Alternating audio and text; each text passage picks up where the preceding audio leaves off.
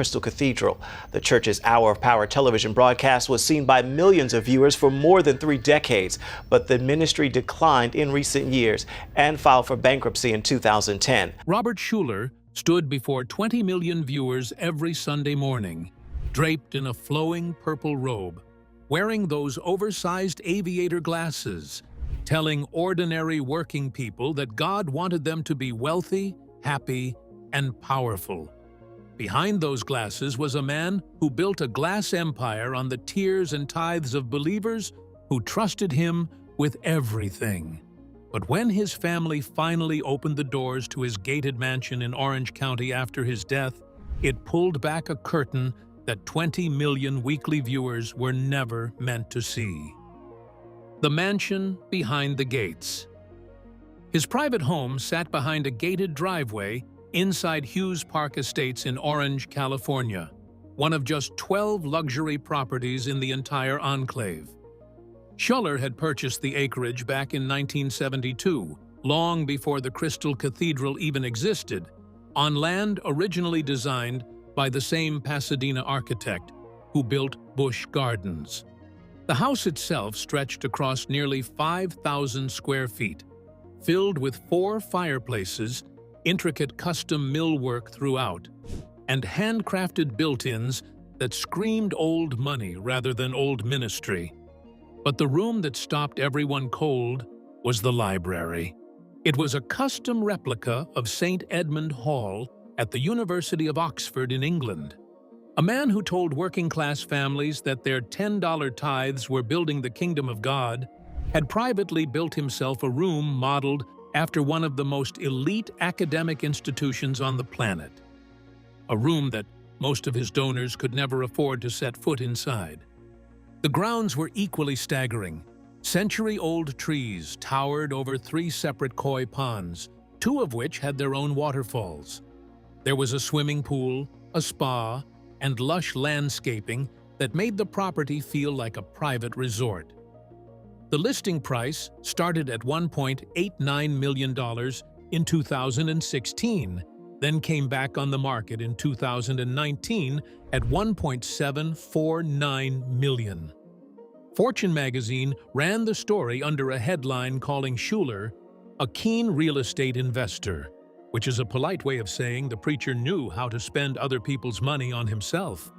And the mansion was just the beginning, because Schuller's ministry also quietly owned a luxury condominium in Laguna Beach, a manor in Maui, 126 acres of farmland in Michigan, and an office building in Sydney, Australia. These were properties funded by the donations of ordinary churchgoers who had no idea their offerings were maintaining a global real estate portfolio. The most devastating part of this story is what happened after Schuller died on April 2, 2015. The man who once raised $18 million from donors to construct a glass cathedral could not afford his own funeral. His daughter, Carol Schuller Milner, launched a GoFundMe campaign asking for $30,000 to cover the costs of his burial and memorial. She wrote on the page that her parents had been left financially crippled by the loss of their retirement income previously promised by the organization, and that they had spent their final years living on Social Security. After weeks of fundraising, only $6,100 came in from 44 donors. One commenter wrote that the family seemed to be trying to siphon every last drop before the spigot is shut forever.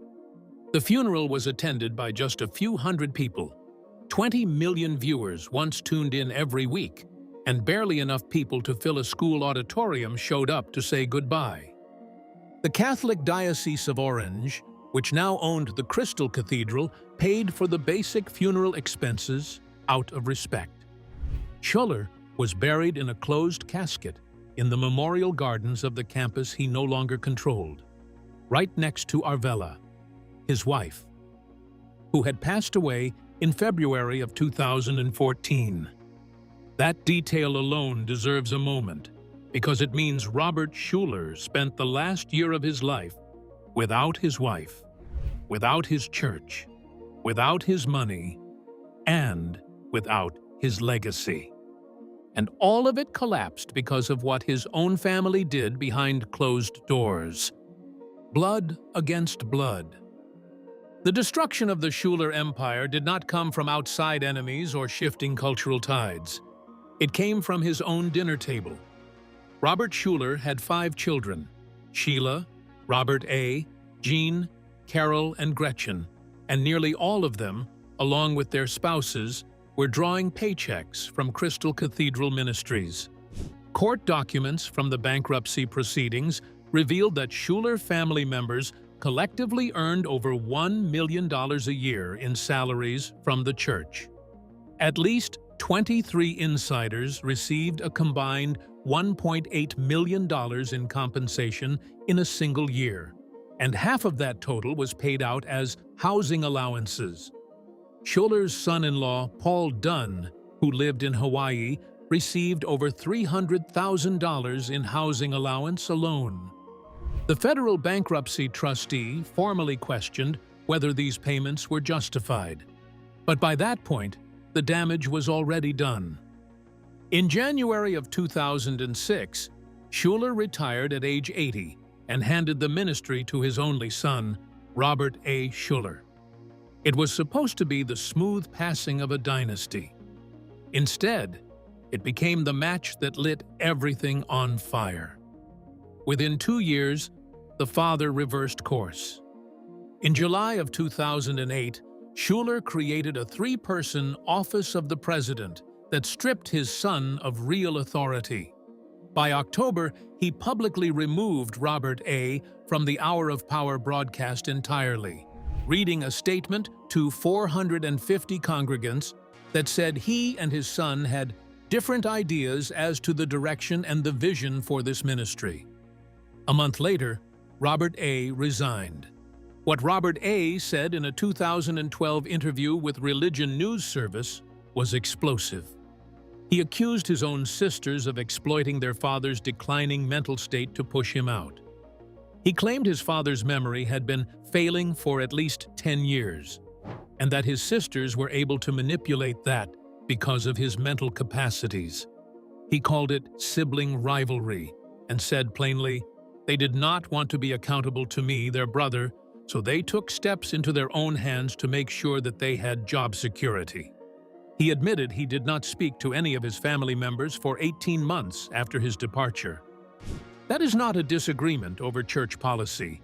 That is a family at war, using an aging father's mind as the battlefield. Schuller then installed his eldest daughter, Sheila Schuller Coleman, as co-leader. She immediately made changes that alienated the very people who had kept the church alive. She switched the worship style from traditional to a gospel choir format, which infuriated longtime members. She then required every choir member to sign a covenant, affirming that marriage should only be between a man and a woman.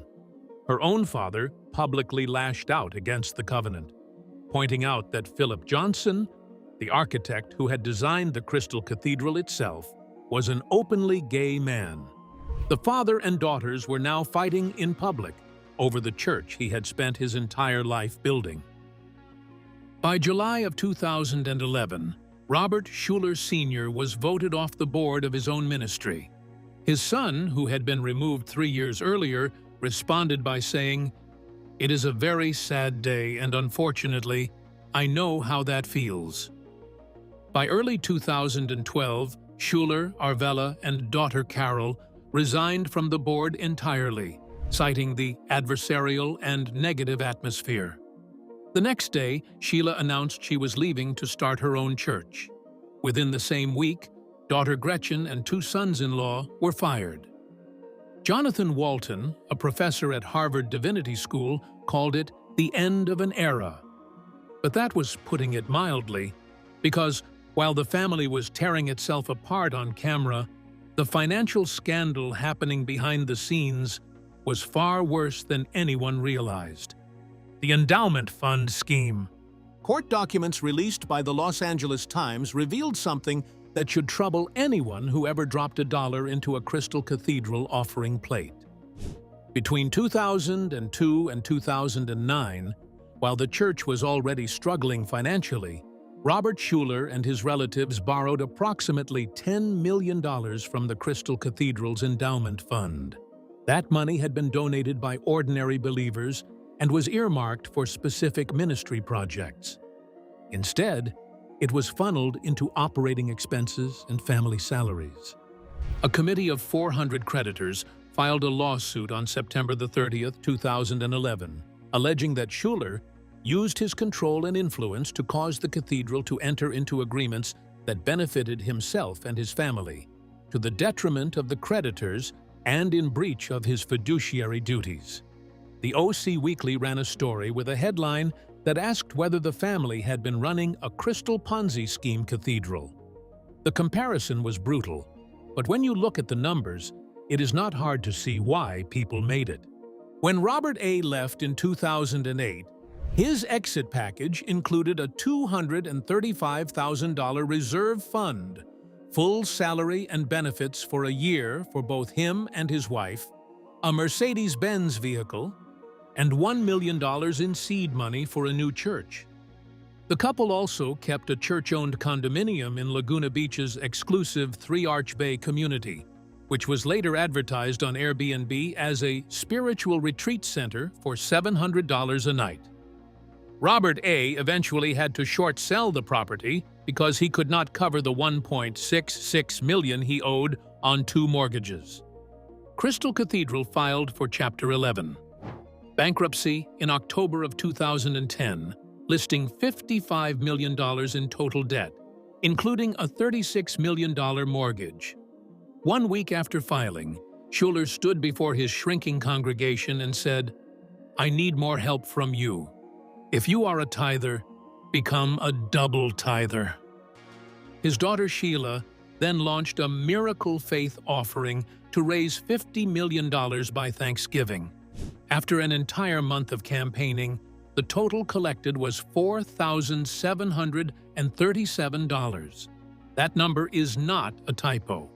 $50 million needed, less than $5,000 raised. During the bankruptcy proceedings, while the church owed millions to vendors who had worked on the annual Glory of Christmas pageant, an internal email circulated asking staff to donate home-cooked meals for the Schullers, with the food to be delivered to the church so that the limo drivers could pick up the dinners. Donated meals, delivered by limousine. That single detail tells you everything about how disconnected the Schuller family had become from the reality of what was happening around them. Craig Huey, a Christian activist, told reporters that the leadership may have ignored what needed to be done in cutting expenses and went on living with the lifestyle that they had done when there was plenty of money around. He called the entire situation a bad picture of the church and a bad picture of Christianity. The financial ruin was devastating, but the Crystal Cathedral also carried darker memories that most people have forgotten. Blood on the glass. In December of 2004, Johnny Carl, the orchestra conductor who had served the church faithfully for 29 years, brought a handgun to the campus on a Thursday evening, less than 2 hours before the annual Glory of Christmas pageant. He fired 4 shots in his office, then barricaded himself in a bathroom. Robert Schuller drove to the police command post and recorded a personal audio message to try to reach Carl. The police never got the chance to play it. After a 9-hour standoff, Carl shot himself at 2 in the morning. He had been suffering from depression. He was 57 years old. Then, on February the 18th, 2009, a man named Steve Smick walked into the Crystal Cathedral, handed a greeter his driver's license and a folded note, and said, "You may want this." He walked to the altar, knelt before the gold cross, and shot himself in the head.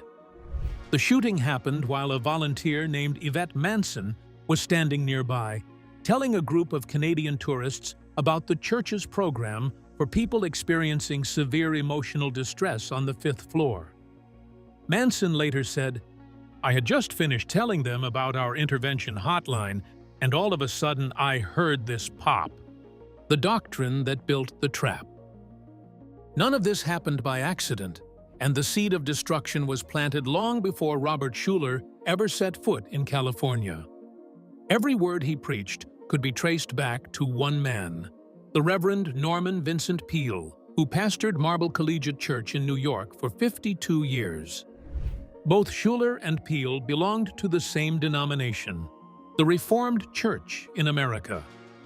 Peale published The Power of Positive Thinking in 1952, and the book was immediately attacked by theologians and psychologists alike. Episcopalian theologian John Crum said Peale had reduced God to a force and made Christianity entirely self-centered rather than God-centered. Schuller took Peale's formula, rebranded positive thinking as possibility thinking, dressed it in purple robes and glass architecture, and beamed it to 20 million people every Sunday. The media called him the Norman Vincent Peale of the West. In his 1969 book, Schuller argued that the church's primary mission should be building human self-esteem rather than confronting sin. Theologian Albert Mohler later said the most significant problem at the Crystal Cathedral was not financial, but theological, and that the gospel of success is not the gospel of Jesus Christ. The trap was built into the theology itself. When your entire message is that God rewards faith with visible prosperity, you need the appearance of prosperity to remain credible. Schuller's ministry required endless expansion. That expansion required endless money, and when the money ran out, his own theology became the accusation against him. The man who started in a parking lot. What makes all of this so psychologically complex is that Robert Schuller genuinely started with almost nothing. He was born on September 16, 1926, on a crumbling Iowa farm near the Floyd River. The farmhouse was so small and so run down that the young family who purchased it years later planned to tear it down entirely.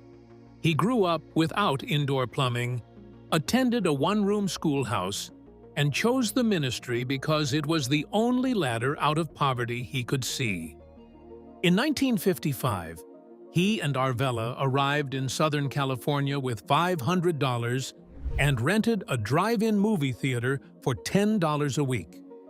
Billy Graham loaned him production equipment and named his broadcast Hour of Power.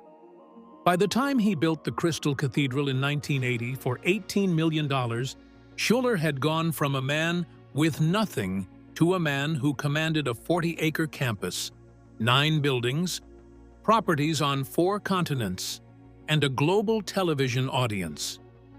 The ghost of the glass church. The Crystal Cathedral campus was sold to the Roman Catholic Diocese of Orange for $57.5 million. The congregation moved to a Catholic church 2 blocks away with less than half the seating.